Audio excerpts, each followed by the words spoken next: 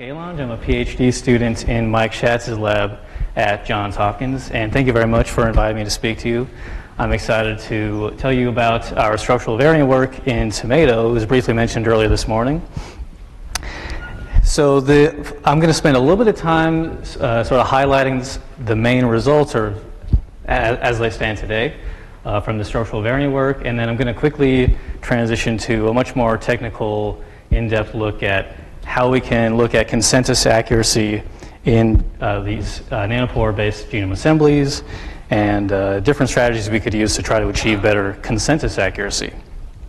And I'd first like to start off by acknowledging our fantastic collaborators at Cold Spring Harbor Lab. This is Zach Lippman and a few of his really great postdocs, and we've been working hand in hand to get this structural variant work going. And we have a very simple goal for this project, which is to simply catalog a whole bunch of structural variants in tomato and in the wild progenitor of tomato. And the reason for that is we're just looking for causal variants that underlie traits of interest. And we know that a lot of those are going to be caused by structural variants. The project design is fairly simple. We sequenced exactly, we're presenting exactly 100 accessions. The primary way that we are finding SVs is we're aligning these Oxford Nanopore reads, and I should say they're mostly promethionin. We're aligning these to the SL 4.0 reference genome, and we're calling SVs with a tool called Sniffles. We're also taking a subset of these 100, about 14, and we're doing high-quality de novo assemblies. And together, this is going to really round out our database of structural variants. It's going to be a combination of the reference mapping base as well as the assembly base. And I do just want to highlight here that we are spanning quite a diverse range of individuals here. So we start with the wild progenitor species. This is Solanum pimpinellifolium. But we've also sequenced some of the early domesticated and the modern Lycopersicum lines. And when we look at the reference-based structural variant calls, we find a whole lot of them. And this is basically the zoomed out look. For each accession on the x-axis here, we can just see how many structural variants we found and, of course, what type they are. We see that they're mostly insertions and deletions, as we expect. If we look at just the unique structural variants across all these accessions, we find about 170,000 of them. And I do just want to briefly mention that the reference genome is a Lycopersicum, so that's why we see the Lycopersicums in red here. They have relatively fewer structural variants than the wild pimpinellifoliums in green at the very end there. So, very importantly, there are a whole lot of SVs that intersect genomic features that we care about. So obviously there's genes and exons. We see a whole bunch of structural variants that intersect cis-regulatory regions. We're looking at 5 kb up and downstream of genes. So there's a whole lot of potentially interesting variants here. And finally, the last sort of highlight of our initial results is I want to mention this tool called SV Collector that comes out of our lab. It was initially developed by Fritz Sedlacek, and now it's being further developed by a PhD student, Riker. And what we did was I showed you that phylogenetic tree, and there are hundreds of samples for which we had short read data. So we called structural variants with the short read data, and then we used this tool called SV Collector to try to identify a subset of those accessions that would sort of capture the structural variation diversity. And that's how we picked our 100. And now we can do the same analysis now that we've called SVs with the long reads. And that's what this plot is showing here on the left is as we include more and more samples on the x-axis, the y-axis is showing how many cumulative SVs are we seeing. And what this tells us is that, especially for the pimpinellifoliums and the cerasiformes, but even for the Lycopersicums, that we could still have been sequencing more samples, and we'd probably be finding still quite a few more structural variants. So now I'm going to transition more into the technical nitty-gritty of some of the challenges of assembling genomes with Oxford Nanopore, but also some of the benefits. So like I said, we took about 14 of our accessions and we assembled them de novo, and we used the Mazurka assembler, and I'm going to come back to that and explain a little bit how that works. On the right here, we see an N chart, and what that is showing you is, for example, if you look on the x-axis here at 50%, the corresponding y value, that would be the N50. So that right here would be about a contig N50 of about 1 megabase. And we see that our least contiguous assemblies have about a megabase contig N50. We have a few that are even more contiguous than that. I think the top one is somewhere around 3 or 4. And Mazurka is a hybrid assembler, and I'm very glad that a lot of the talks before me talked a lot about genome assembly and hybrid assembly, so I think that set the stage quite nicely. How this particular assembler works is it takes Illumina reads and long either PacBio or Oxford Nanopore reads, and from the Illumina reads it derives these things called super reads. And what those are is essentially it's trying to uniquely extend the short reads until it reaches some ambiguity. So you can imagine it's looking at k-mers to extend the ends, and if it sees, it doesn't really know where to go, let's say at a heterozygous SNP, it kind of stops there and moves on. But what that does is it just increases the short read distribution from, say, 100, 150 to more like 300 base pairs, 400 base pairs. And that little difference is enough, if it works, to tile your error-prone long reads with these accurate short reads. And essentially that is Mazurka's form of error correction. And what you get are these error-corrected, what they call mega reads. And they're really accurate. They tend to be more accurate than just the traditional consensus-based error-corrected reads that you would get with something like a Canoe, for example. So we have these nice contiguous contigs. Then what we do is we scaffold them into chromosome scale in a reference-guided fashion with a tool that we wrote called Ragu. That came out in Genome Biology literally today, so good timing. So I'm not going to go into exactly what this figure is on the right, but please go ahead and read the paper to see why in tomato we find that there's a really high quality reference genome, and our assemblies are really contiguous. So it actually turned out to work a whole lot better to just use this reference guided scaffolding approach rather than using Hi-C, which can be a little bit noisy, especially with plant genomes. I'm not going to describe this figure, but I will say that this is an assembly that we publish along with the Ragu software, and I'm going to be talking about it a little bit later. We have the 14 assemblies. We had really nice contigs. Now we assemble them into pseudomolecules, and we also have gene models for those.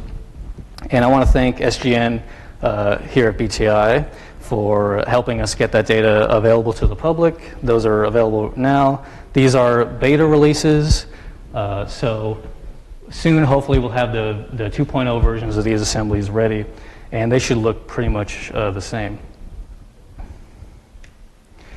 And now I want to talk about some of the challenges associated with especially consensus accuracy when you are assembling Oxford Nanopore data. And to look at this, we're going to be looking at this M82 accession and a whole bunch of different genome assemblies of this particular accession. On the left is this really funny picture that I found.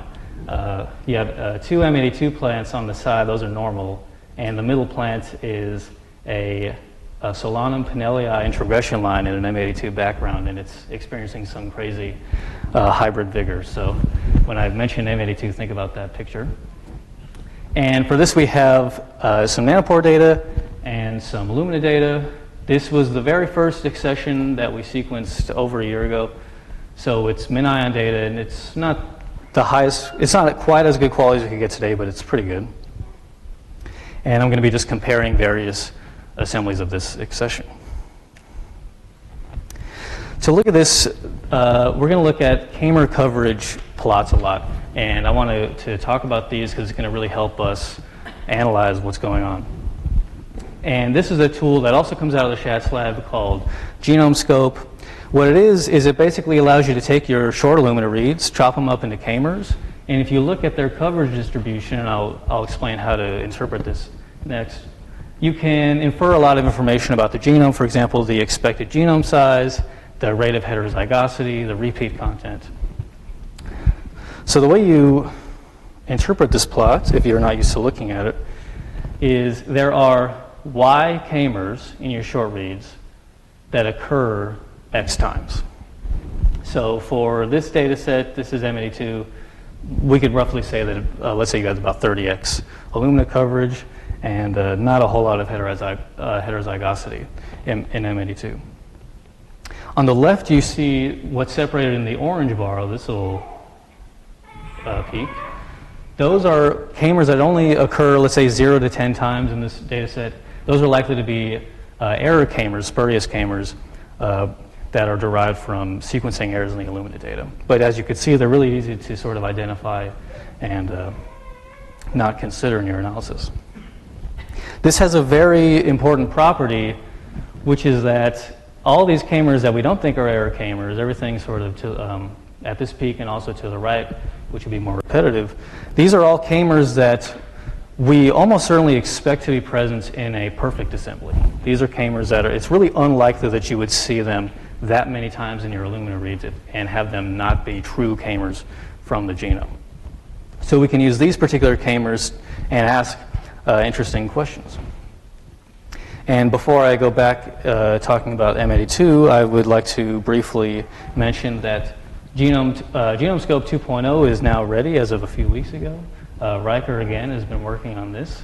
And it is an extension of GenomeScope which now allows for polyploid genomes. So if there are any researchers in the room working on polyploid genomes, again, this is a great reference to infer things like ploidy and expected genome size and heterozygosity. So how are we going to use this k-mer profile to measure consensus accuracy in our assembly? We're going to use a tool called CAT, K-A-T, which is really fantastic for this sort of analysis, and it makes it quite convenient. And it's a rather simple concept. What we're going to do is we're going to take an assembly, and we're going to chop that up into k-mers, hold it aside.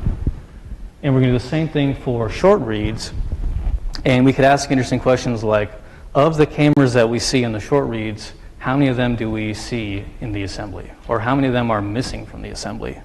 Or we can look at it the other way around and say, well, when we look at our k-mers in the assembly, do we see them in the short reads? And if so, at what frequency?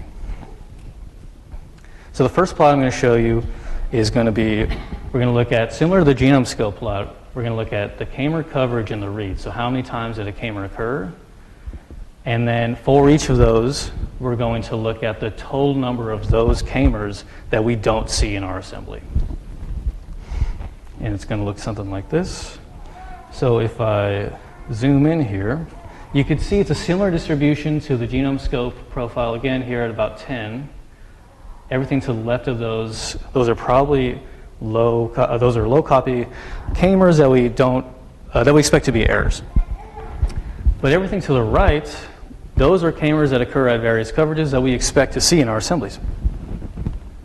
So what we can see here is we're looking at 4 different assemblies, and we're just going to compare how many k-mers they're missing.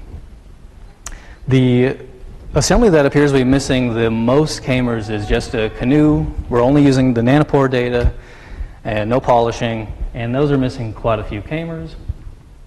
If we take the nanopore data and we align it to that canoe assembly and we polish with Raycon, we recover a few more of those k-mers, indicative of the fact that we're correcting a few assembly errors, but it's still not super great.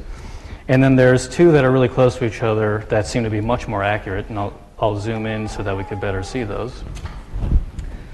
So in orange, with the circles, that is canoe plus 2 rounds of pylon polishing. This is the assembly that we published with the Ragu paper now in genome biology.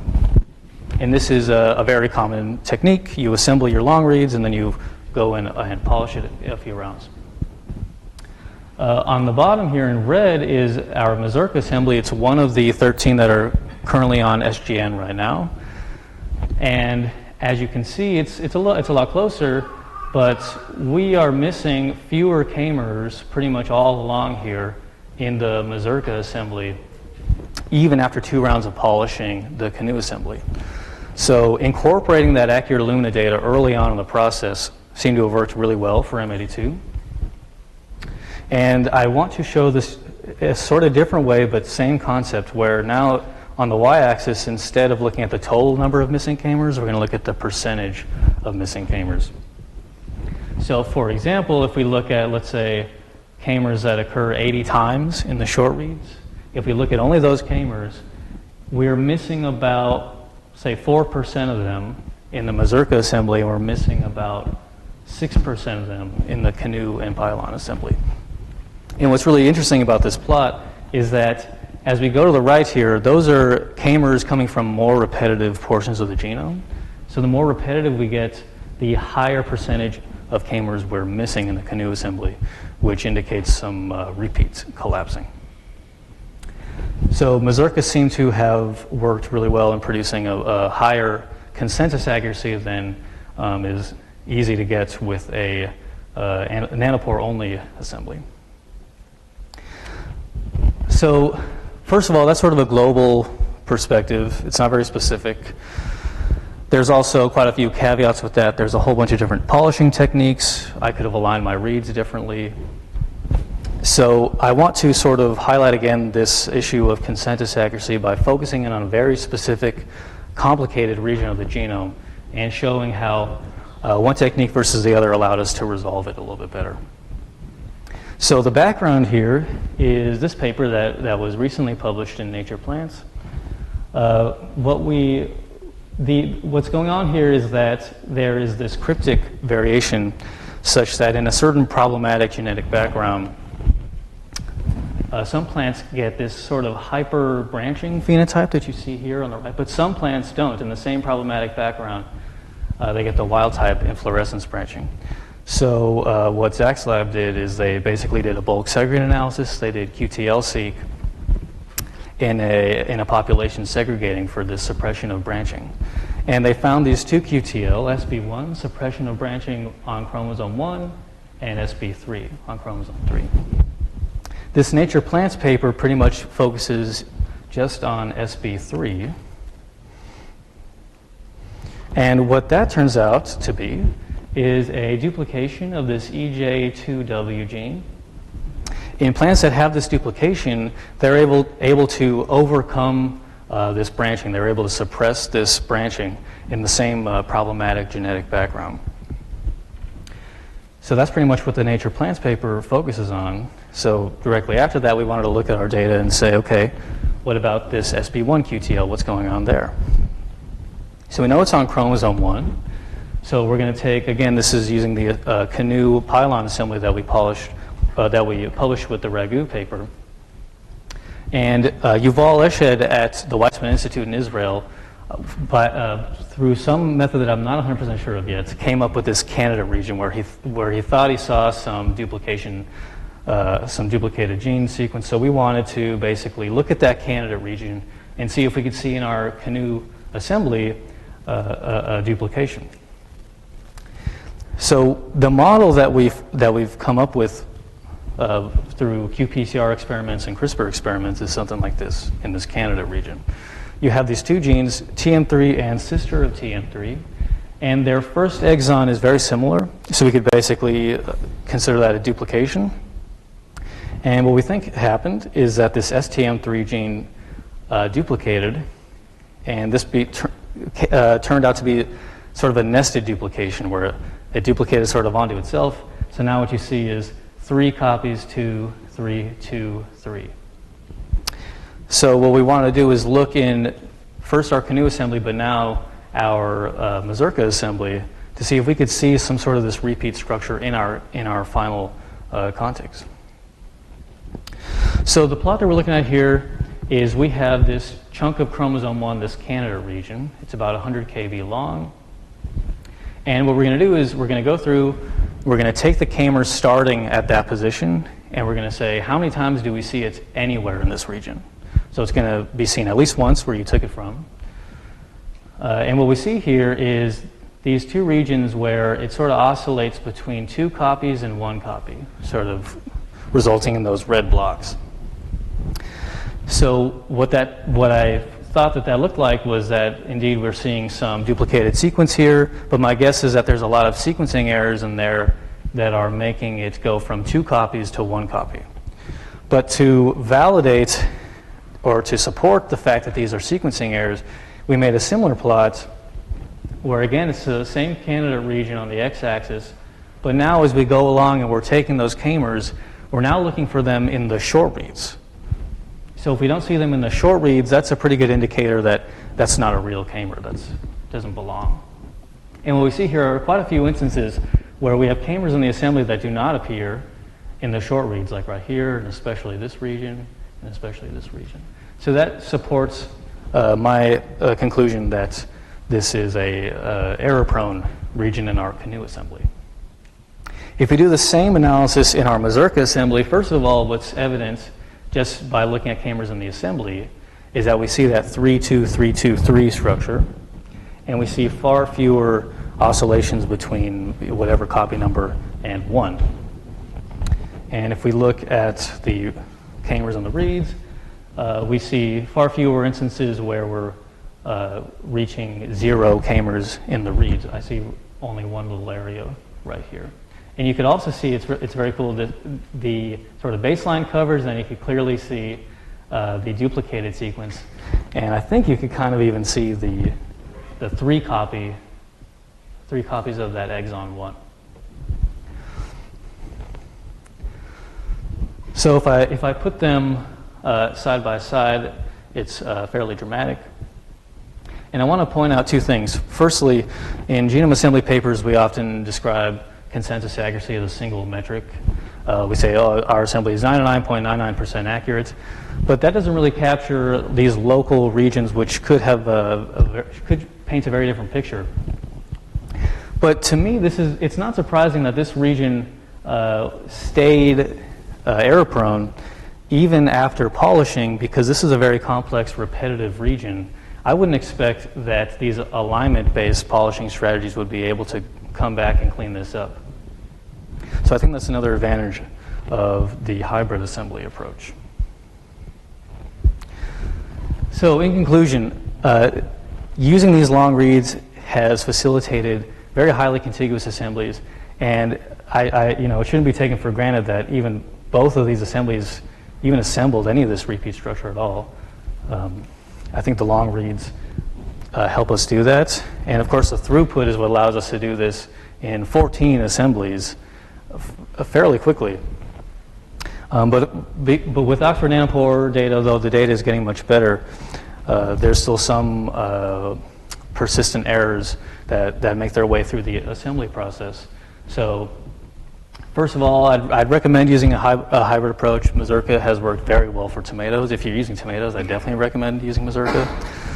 If not, though, definitely go and polish your assemblies. I did not mention this in my talk, but there's this newer model that's emerging to use FreeBayes and BCF tools. The Vertebrate Genomes Project has a nice GitHub page that describes how they do this, and I find that to be the best polisher, although Raycon does work quite well. And I do want to quickly shout out tools from the Schatz lab. I already mentioned SV Collector, Ragu, and Genome Scope 2. I also want to shout out Uncalled, which is a tool that somebody was mentioning earlier today that allows for utilization of the read until feature of Nanopore. So it basically aligns your sequencing data in sequence space and tries to basically eject if you're not sequencing what you want to be sequencing, which allows for enrichment of your target DNA. I'd like to acknowledge everybody in the Schatz lab, especially Srividya Ramakrishnan, who has done a wonderful job getting the gene annotations ready for all these assemblies that I've described.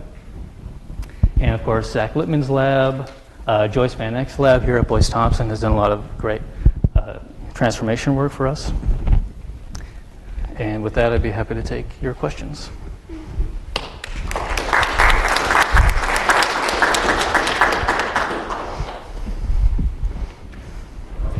Questions for Mike?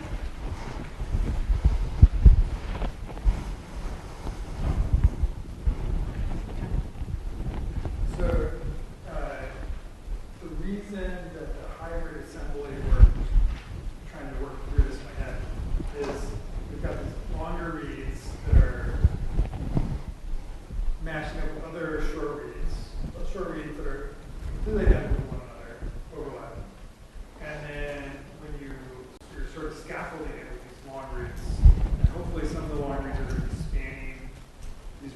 structures and having unique elements at the ends allow you